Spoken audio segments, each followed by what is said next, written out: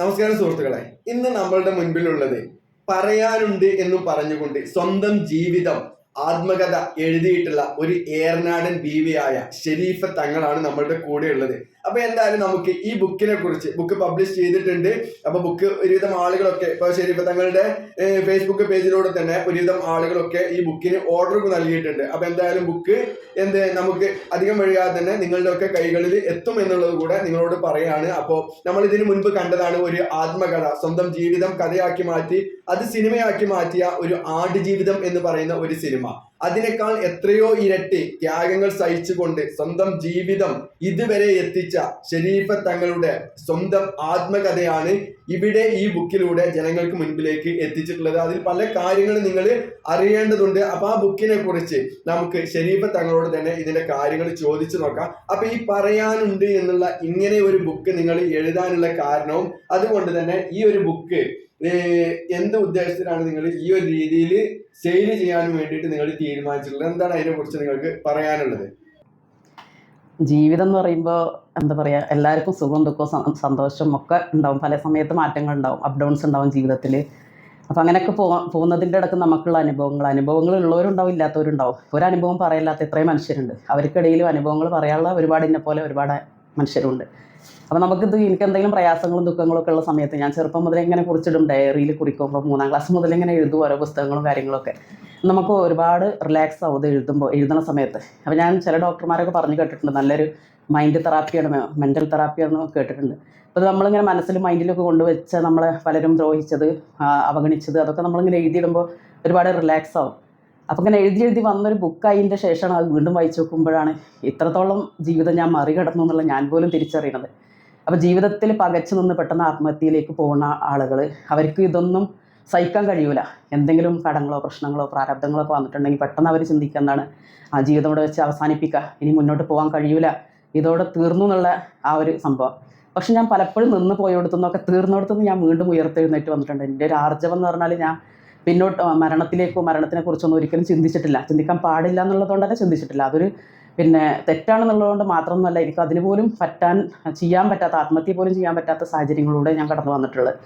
അപ്പം അങ്ങനെ ഒരുപാട് അനുഭവങ്ങൾ, വാപ്പാൻ്റെ മരണം, അനിയത്തിൻ്റെ മരണം, പിന്നെ നമ്മൾ ഈ ഒരു 20 വർഷം കടന്നു വന്നത്, അതിൽ നമ്മൾ തീക്ഷ്ണമായ അനുഭവങ്ങൾ, അപ്പോൾ അതൊക്കെ ഇപ്പോൾ എഴുതി വന്നതാണ്. നിങ്ങളുടെ എത്രാം വയസ്സിലാണ് ഉപ്പ മരിക്കുന്നത്? പിന്നെ കുടുംബഭാരം നിങ്ങളുടെ ചുമലിൽ ഏറിയിട്ടുണ്ട് എന്നുള്ളത്? അല്ല, കുടുംബഭാരം എന്ന് പറഞ്ഞാൽ ഞാൻ അങ്ങനെ ആരും ഹേറ്റ് ചെയ്തതല്ല, ഞാൻ സ്വയം ഏറ്റെടുത്തതാണ്. കാരണം എൻ്റെ വാപ്പാൻ എനിക്ക് അത്ര ഇഷ്ടമായിരുന്നു, അതുകൊണ്ട് വാപ്പ ചെയ്യേണ്ട കടമകൾ ഞാൻ ഏറ്റെടുത്തു എന്നുള്ളതാണ്. പിന്നെ ഉമ്മ, പ്രത്യേകിച്ച് ഞങ്ങളൊരു ഫാമിലി എന്ന് പറയുമ്പോൾ പുറത്തുനിന്ന് നോക്കുമ്പോൾ ഒരു ഓർത്തഡോക്സ് ഫാമിലി, എല്ലാവരും സഹായിക്കും, എല്ലാവരും കോടീശ്വരന്മാരാണ്, അങ്ങനെയൊക്കെയുള്ള ഒരു ധാരണയാവും, നാട്ടുകാർ കൊണ്ടേ കൊടുക്കും, എല്ലാവർക്കും അങ്ങനെയാവും. പക്ഷെ എല്ലാവർക്കും അങ്ങനെയല്ല. ഞങ്ങളെ കുടുംബങ്ങളിൽ തന്നെ താഴെക്കടയിൽ ആത്മാഭിമാനത്തോടെ ജീവിക്കുന്ന, ഒരുപാട് ബുദ്ധിമുട്ടും പ്രയാസത്തോടെയും കഴിയുന്ന ഒരുപാട് കുടുംബങ്ങളുണ്ട്.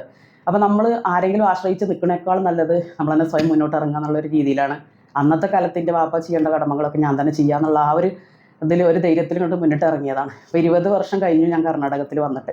അതിൻ്റെ ശേഷം എൻ്റെ ഒരു പകുതി ജീവിതം ഇവിടെ തന്നെ കഴിഞ്ഞിട്ടുള്ള. ചെറുപ്പം മുതലേ അന്തമാൻ നിക്കോബാർ, പിന്നെ കൊടുക്, മൈസൂർ, ബാംഗ്ലൂരൊക്കെ വാപ്പ അങ്ങനെ നിന്നിട്ട് അങ്ങനെ ശീലമുണ്ട്. ബാക്കിയൊക്കെ എന്താ പറയുക, ഞങ്ങളൊരു കുടുംബത്തിലുള്ളൊരു കുട്ടി അനുഭവിക്കാത്ത അത്രയും ദുരിതങ്ങൾ, വേദനകൾ, വിഷമങ്ങളും ഒക്കെ നമുക്ക് നമ്മളെ വിഷമം വലിയ വിഷമാവുമല്ലോ. പക്ഷെ ഞാൻ അങ്ങനെ കാണാറില്ല, മറ്റുള്ളവരുടെ വിഷമത്തിനാണ് പ്രാധാന്യം കൊടുക്കാറുള്ളത്.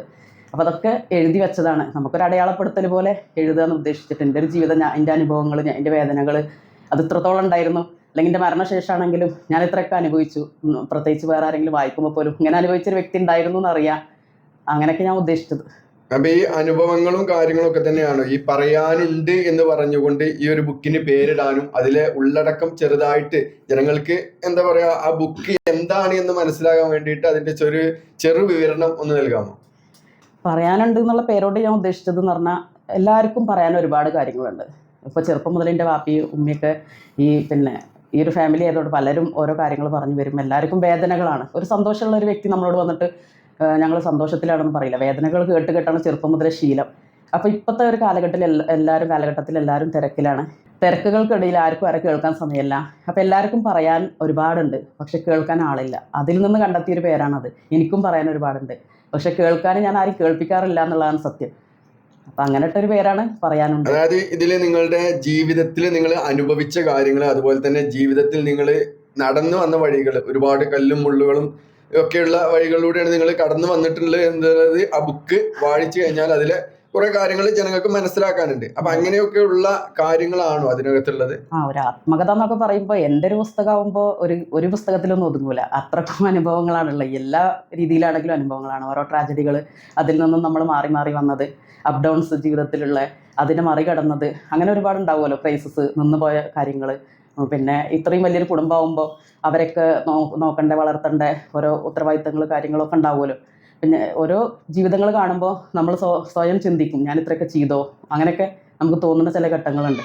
അതായത് ഏകദേശം നമ്മളുടെ ഇപ്പോൾ ഒരു സിനിമ ഇറങ്ങിയതിനെ കുറിച്ച് പറയുകയാണെന്ന് വെച്ചാൽ ആടുജീവിതം എന്ന് പറയുന്ന ഒരു സിനിമ ഏകദേശം അത്രത്തോളം ദുരിതങ്ങൾ ജീവിതത്തിൽ അനുഭവിച്ച ഒരു അവസ്ഥയിലേക്കാണ് നിങ്ങളും പോയിട്ടുള്ളത്. പക്ഷെ ആടുജീവിതത്തിലൊന്നും ഞാൻ അത്ര കണ്ടന്റ് കണ്ടില്ല. എൻ്റെ ജീവിതമൊക്കെ വെച്ച് നോക്കുമ്പോൾ നമ്മളാരും അനുഭവങ്ങളെ ചെറുതാക്കല്ല കേട്ടോ. ഞാനതിനെ ചിരിച്ച് തള്ളി ഞാൻ മുന്നോട്ട് അങ്ങനെ പോയിക്കൊണ്ടിരുന്നു. ഓരോ വിഷയങ്ങൾ വരുമ്പോഴും നിന്നിട്ടില്ല. ഇങ്ങനെ ഒരു വിഷയം എൻ്റെ ജീവിതത്തിൽ ഉണ്ടായല്ലോ എന്ന് വിചാരിച്ചിട്ട് ഞാനത് ആരോടും പദം പറഞ്ഞ് പരിഭവം പറഞ്ഞൊന്നും ഞാൻ നിന്നിട്ടില്ല. പക്ഷെ ഞാൻ മുന്നോട്ട് പോയിക്കൊണ്ടേയിരുന്നു.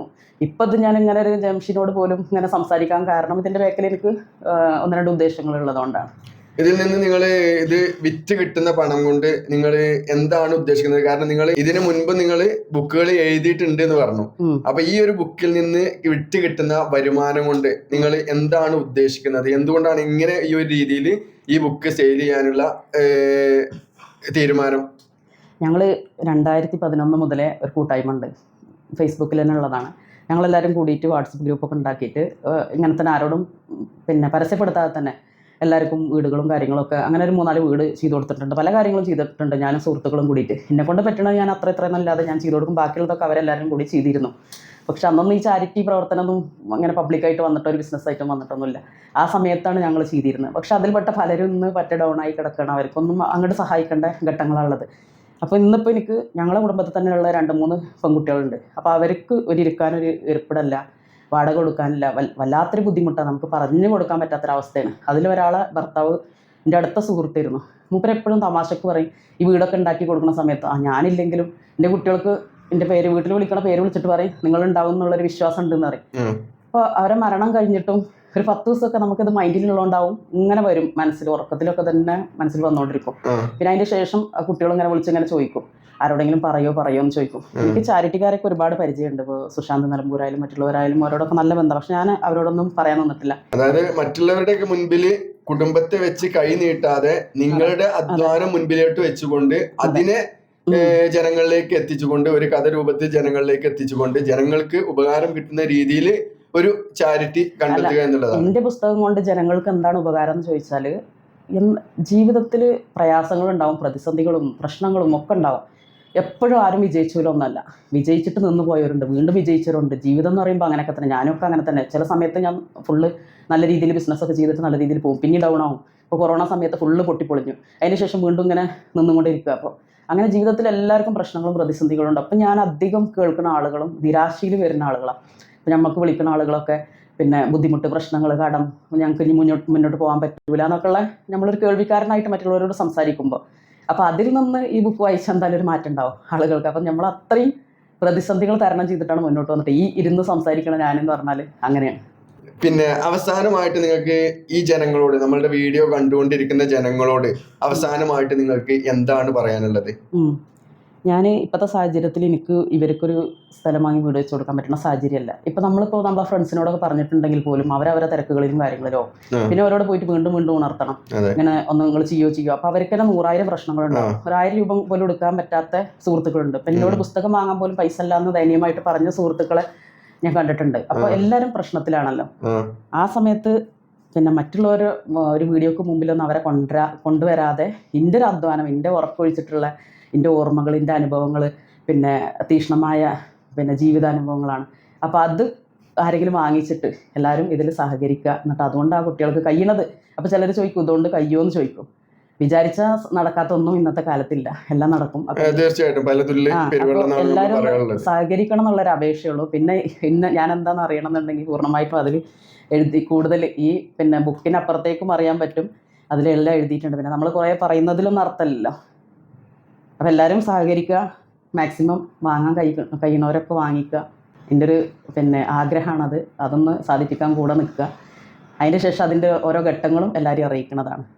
അപ്പൊ സുഹൃത്തുക്കളെ, നിങ്ങളോട് പറയാനുള്ളത് ഇത്ര മാത്രമാണ്. സ്വന്തം ജീവിതം അത് ഒരു കഥയാക്കിയിട്ട് പറയാനുണ്ട് എന്ന ബുക്കിലൂടെ നിങ്ങളുടെ മുൻപിലേക്ക് എത്തിച്ചുകൊണ്ട് അതിലൂടെ 2 കുടുംബങ്ങളെ ഒരു പാർപ്പിടം അല്ലെങ്കിൽ അവർക്ക് താമസിക്കാൻ ഒരു ഇടം കണ്ടെത്തുക എന്നുള്ള ഒരു ഉദ്ദേശത്തോട് കൂടിയിട്ടാണ് ഷെരീഫ തങ്ങൾ ഇങ്ങനെ ഒരു ബുക്കുമായിട്ട് നമുക്ക് മുൻപിലേക്ക് വന്നിട്ടുള്ളത്.